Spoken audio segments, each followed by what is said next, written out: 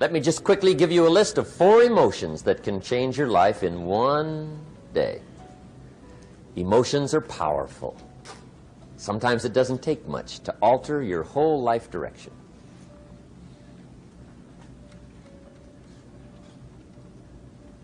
Okay, here they are. Number 1, disgust. Powerful emotion. Disgust says, I have had it. See, that could be the day. The day you can say, I've had it.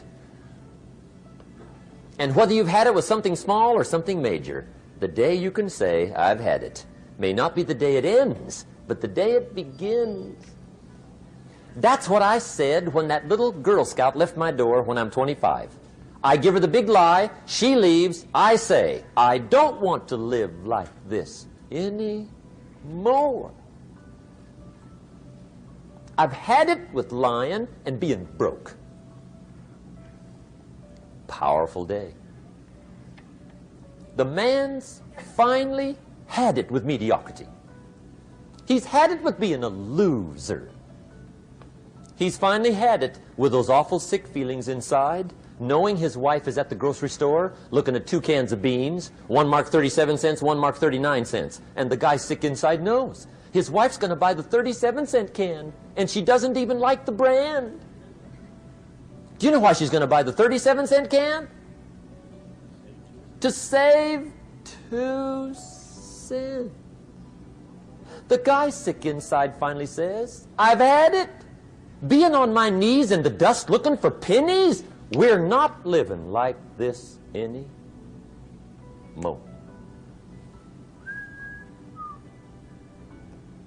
Could be the day that turns your life around.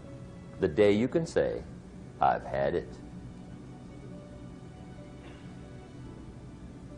He walks into his closet and rips everything in it to shreds and says, I've worn this embarrassing stuff for the last time.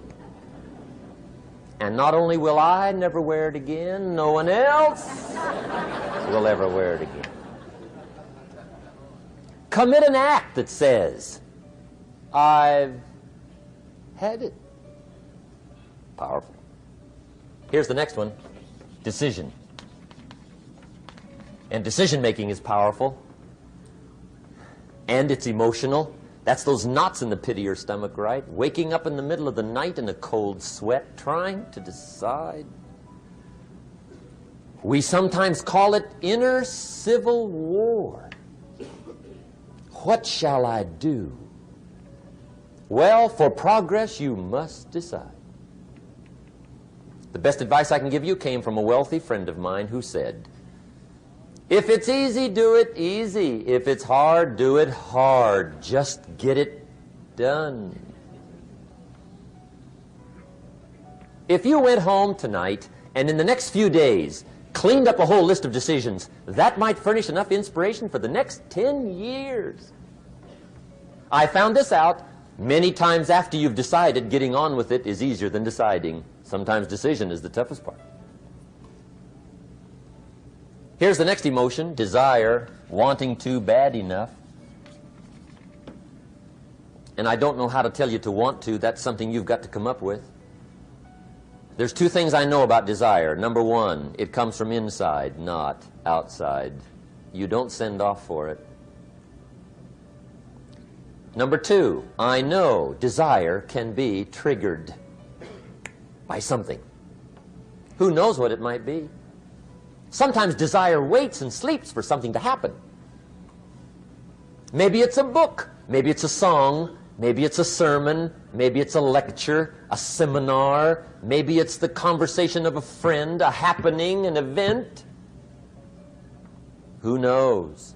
The best advice I can give you is what I give my staff. It goes like this: welcome every human experience. You never know which one is going to turn it all on. Even the bad experiences. Sometimes from the bitterest experience comes the greatest awakening. So let down the barriers, take down the walls. The same wall that keeps out disappointment keeps out happiness. Let life touch you. Don't let it kill you, but let it touch you.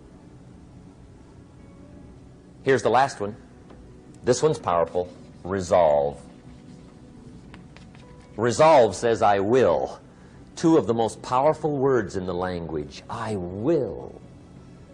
Benjamin Disraeli once said, nothing can resist a human will that will stake even its existence on the extent of its purpose. Shortly put, I'll do it or die. See, that's powerful. That could be the day that turns your life around. The world has a strange way of stepping aside when somebody says, I'll do it or die. The man says, I will climb the mountain.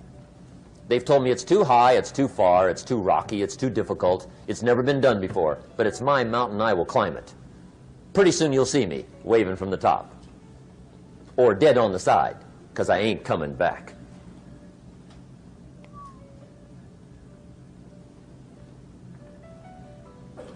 The best definition I ever got from the word resolve came from a little junior high girl in Foster City, California, up north.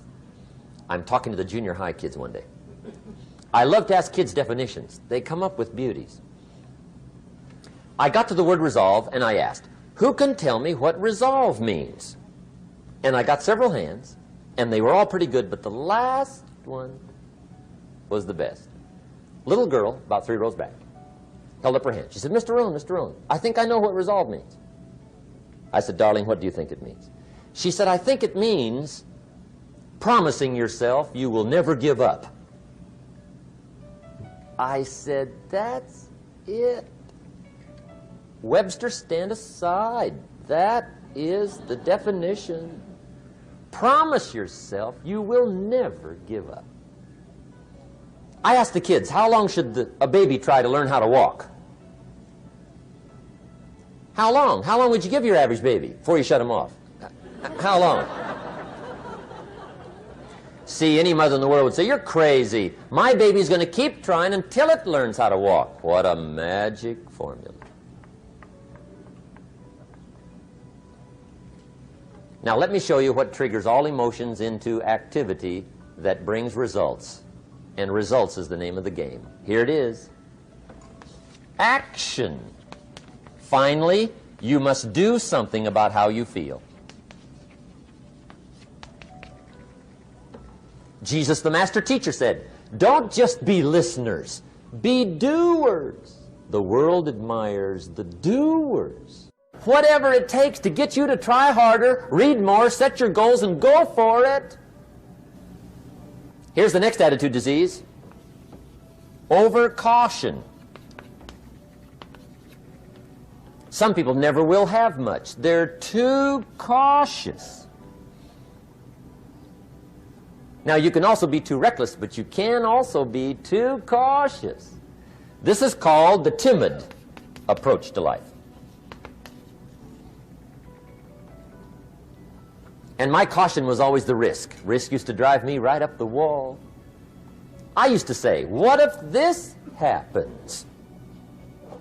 It's called the language of the poor. What if this happens? And on top of that, if this was to happen, look at the fix I'd be in. I better not try. I could always ace myself out. Then I'll tell you what changed my whole life when I finally discovered it's all risky. The minute you were born, it got risky. If you think trying is risky, wait till they hand you the bill for not trying. If you think investing is risky, wait till you get the tab for not investing. See, it's all risky. Getting married is risky. Having children is risky. Going into business is risky. Investing your money is risky. It's all risky. I'll tell you how risky life is. You're not going to get out alive. That's risky. The Englishman says, well, if that's the way it's going to work out, let's give it a go. Right, that's what it's for. Give it a go. Somebody says, yeah, but I'm looking for safety and security. Fine, then huddle in a corner. We'll cover you with a sheet, bring you 3 meals a day. And we'll protect you, feed you, look after you, care for you. We won't let anything happen to you. And you'll probably live to be 100. The guy said, well, yeah, I'd live to be 100. But what a way to live. Right. What a way to live, safe and secure. Don't ask for security. Ask for adventure. Better to live 30 years full of adventure than 100 years safe in the corner. And see, it's not important how long you live. What's important is how you live.